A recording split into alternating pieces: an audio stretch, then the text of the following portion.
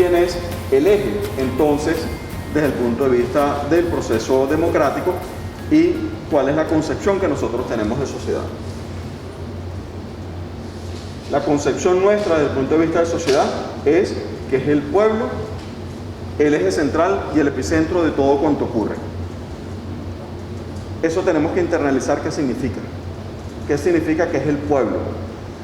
Entonces el pueblo son sus formas organizadas desde el punto de vista de concepción, son sus arraigos, son sus formas de organización. Pero no es el pueblo y el gobierno por separado. Otro debate que existe desde el punto de vista de la teoría política. La teoría política siempre ha dicho que existe la sociedad civil. ¿Te han escuchado ese término, no? Sí. Le han escuchado a una fulana, María, no me acuerdo el nombre, que dice la sociedad civil, ¿no? Y entonces inventaron que si el súmate no sé qué cosa, y entonces que esos eran los organismos paralelos, el Consejo Nacional Electoral. O sea, esa tesis que tiene que ver con la sociedad civil y supuestamente el Estado aparte, es consecuencia de una concepción política e ideológica de la sociedad, que es la concepción liberal. Para nosotros, la concepción del Estado es que el Estado está constituido por pueblo. Ahora, eso es un proceso, porque hoy los ministerios no somos pueblo, no somos todavía. Los ministerios del Poder Popular que obligó, que comandó el comandante Chávez allá en el 2007, todavía no somos los ministerios del Poder Popular. El látigo que tiene el presidente Maduro para que se haga una transformación, una desburocratización, todavía no ocurre. Eso es la parte del proceso político, una revolución pacífica y se viene construyendo esa dinámica. Pero parte precisamente del proceso de fondo es que tiene que haber una hilación desde las organizaciones de base del Poder Popular para configurar por sistemas de agregación la nueva configuración del Estado venezolano. Ahora bien, me voy con otro aspecto provocador, que es que la etiqueta pueblo no excluye necesariamente de procesos de burocratización que son propios del Estado o que son propios de la Cuarta República. A veces, muchas veces, tenemos expresiones populares que son réplicas de procesos poco democráticos o que son réplicas precisamente de procesos de la democracia representativa. Cuando agarra una persona y dice, no, yo soy representante de acá, un piquito de oro, yo soy representante de acá y me voy al pase presidencial y salgo en el paso presidencial y no digo lo que se dijo en la asamblea del barrio o en la asamblea de la comunidad, yo estoy replicando la democracia burguesa en ese espacio y no estoy haciendo ninguna transformación revolucionaria, tenga la etiqueta y tenga el color de la camisa que tengo, no estoy haciendo ninguna transformación de fondo.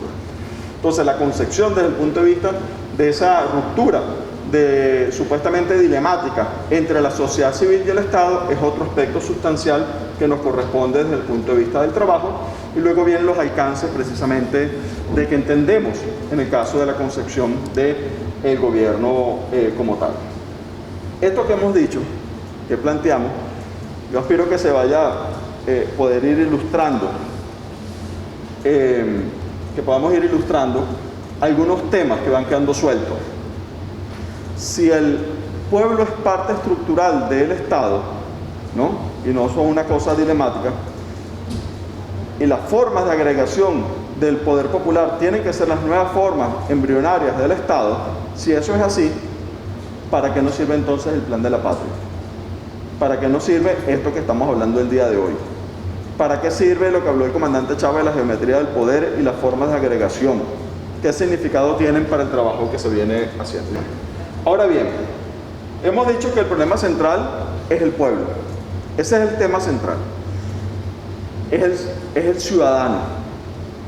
Fíjense que cuando el comandante Chávez de manera provocadora hablaba del derecho a la ciudad, él decía el derecho al ejercicio de la ciudadanía, porque él decía que había personas que no tenían derecho a la ciudad porque no se les reconocía su ciudadanía. Esa es la belleza y la profundidad de ese concepto. Estaba refiriendo precisamente que no todos éramos ciudadanos, y es así. O sea, el que vive mirando la ciudad desde lejos, que no tiene acceso a las cosas, que está en el terreno, marginado desde el punto de vista de la ciudad, no se puede decir que tiene ciudadanía. El urbanismo, en la concepción de las universidades, durante muchísimos años habló de la ciudad formal y la ciudad informal, como si fueran dos ciudades.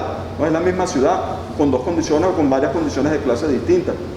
Pero el colmo es que los invisibilices, como ocurrió buena parte de la cartografía de nuestro país, donde las áreas marginales, porque eran marginadas de la renta de la tierra, no por marginales, por marginadas de la renta de la tierra, en el concepto marxista de la renta de la tierra, como eran marginadas de la renta de la tierra, entonces sencillamente aparecían en la cartografía como invisibles.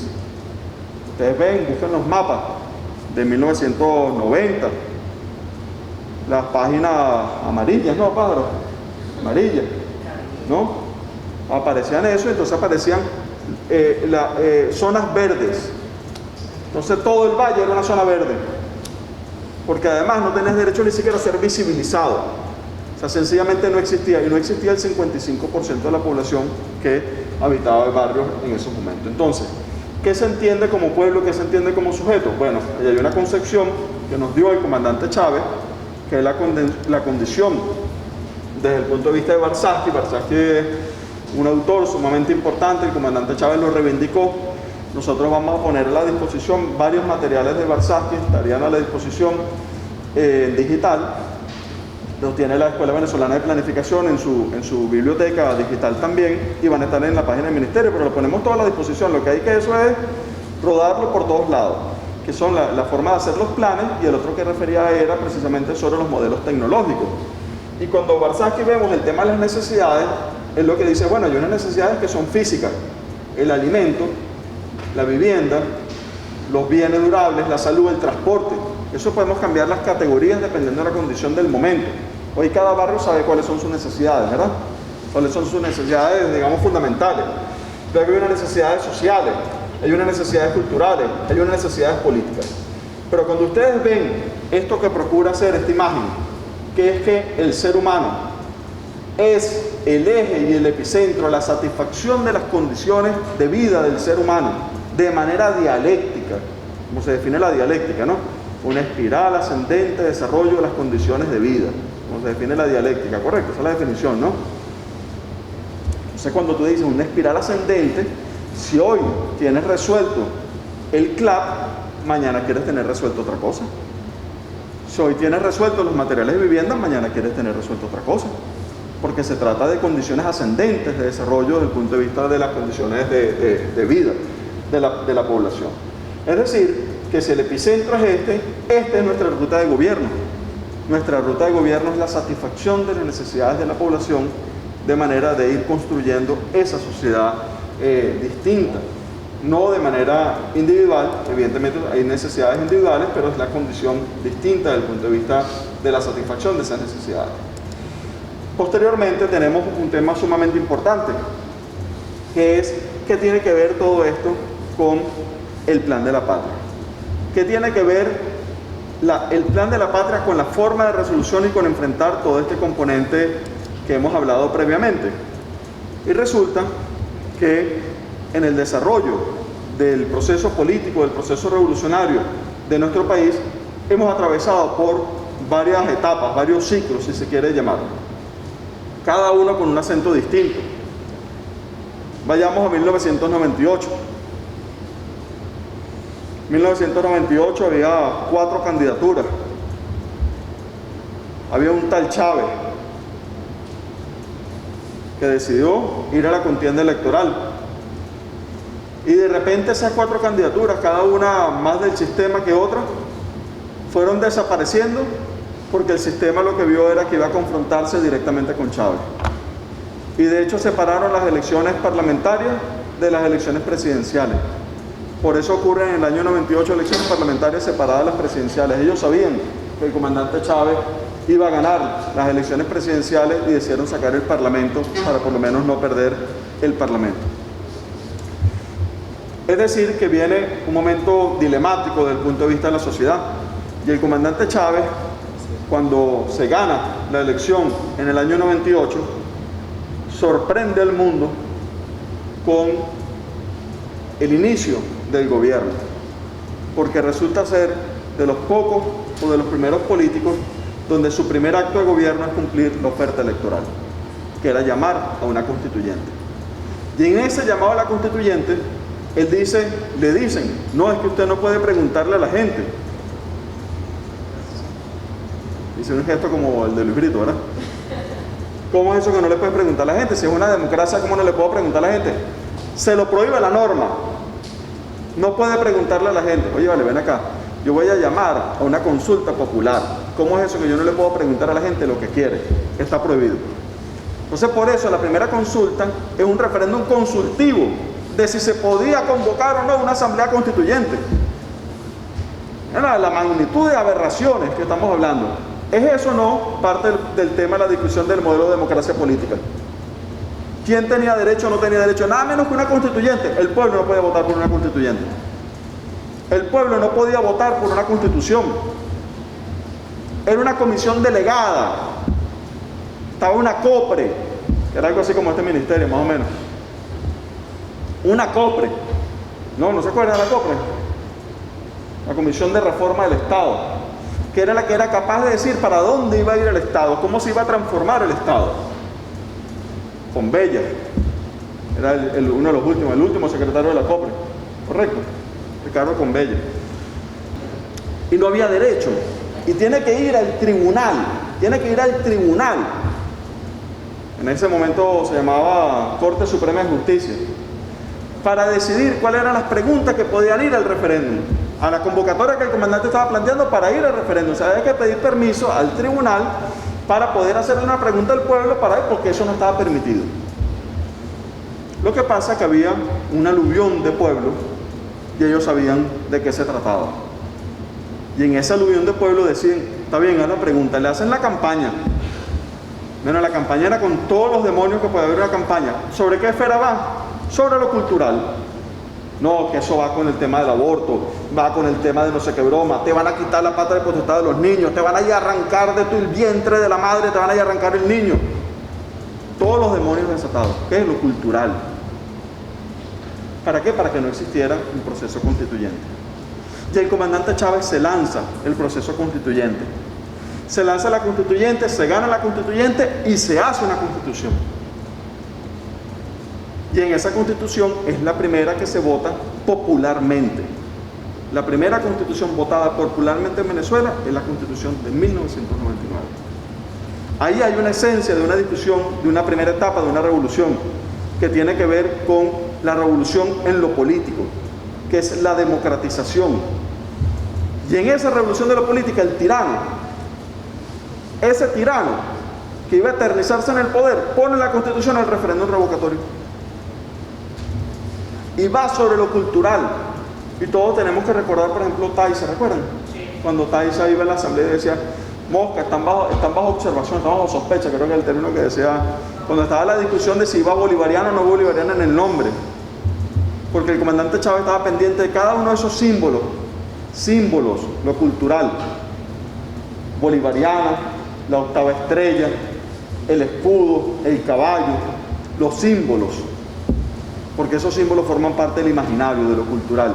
Y es o no importante que lo primero que hizo la derecha al entrar a la asamblea fue sacar el cuadro de Bolívar. Es o no importante que lo primero que hacen es quitar la estrella de la bandera. O sea, son los símbolos. Entonces el primer ciclo tiene que ver profundamente con la construcción de lo político, la revolución de lo político. Claro que la revolución de lo político se encuentra con unas murallas. Cuando se dan cuenta y ven que no pueden domar al comandante Chávez, vienen las leyes habilitantes. En las leyes habilitantes se prende la fisura desde el punto de vista de lo económico, la ley de pesca, la ley de tierra, la ley de hidrocarburos. Y el hachazo de guerra está planteado.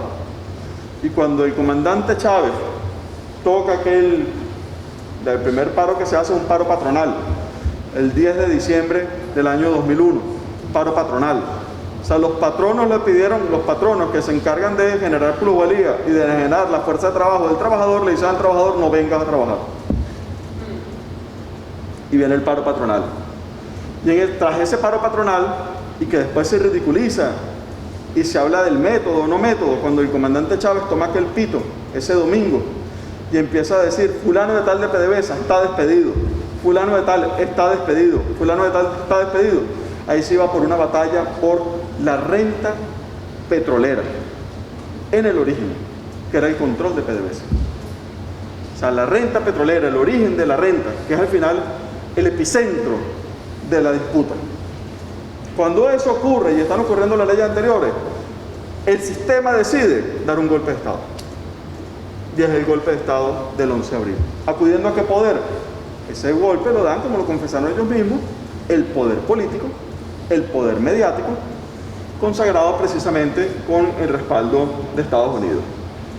Es decir, que la disputa de lo político, que es qué, ¿sobre qué era la disputa?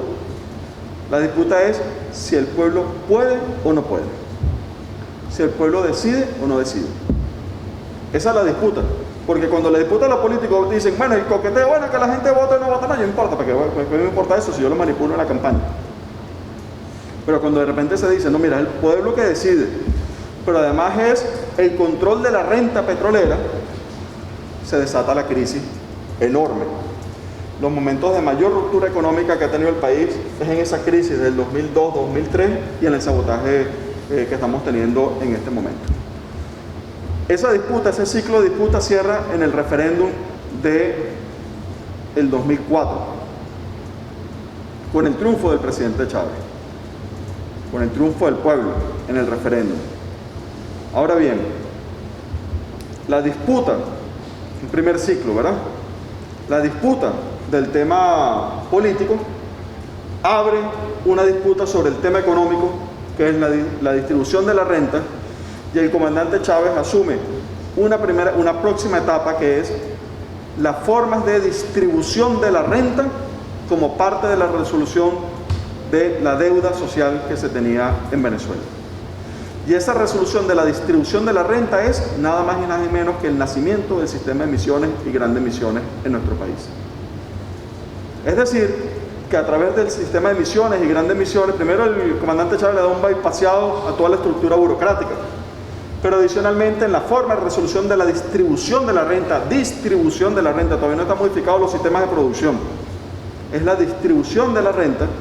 El comandante Chávez empieza un largo ciclo que es el florecimiento de, primero, la pionera de todas, la alfabetización, pionera de todas antes de este conflicto, mostraba la sensibilidad desde el punto de vista humano de la revolución, pero luego la misión salud, la misión que tiene que ver con Barrio Adentro, que es los pioneros desde el punto de vista del sistema de emisiones, alimentación, etcétera, empieza a florecer el sistema de emisiones, donde ustedes hoy son parte estructural precisamente de ese sistema de emisiones.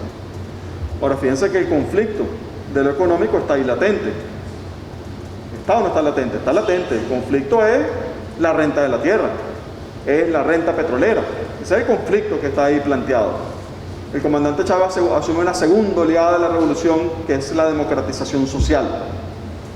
Y alertaba que este ciclo era una tercera oleada que tenía que ver con la democratización económica, que era el kit, decía él. Ese es el meollo del asunto, el tema de lo económico, y alertaba que el plan de la patria era para la democratización de lo económico de la sociedad venezolana. Y la reacción de la derecha fue la guerra económica. Como vemos, no es un simple tema circunstancial que el comandante Chávez diseña. Quien le diga que fue intérprete o que fue traductor o que se quiera enarbolar cosas del comandante Chávez forma parte de ese demonio cultural que está por ahí, ¿no? De querer tomarse cosas del comandante Chávez y quitárselas al pueblo como victoria. Todo el que individualice temas del comandante Chávez está haciendo una conducta contrarrevolucionaria. O sea, el patrimonio del comandante Chávez es del pueblo venezolano, es de todo nuestro pueblo. Quien se trate de apoderar de eso para hacer una tabla de surf y agarrar y empezar a navegar sobre eso, está haciendo una política contrarrevolucionaria.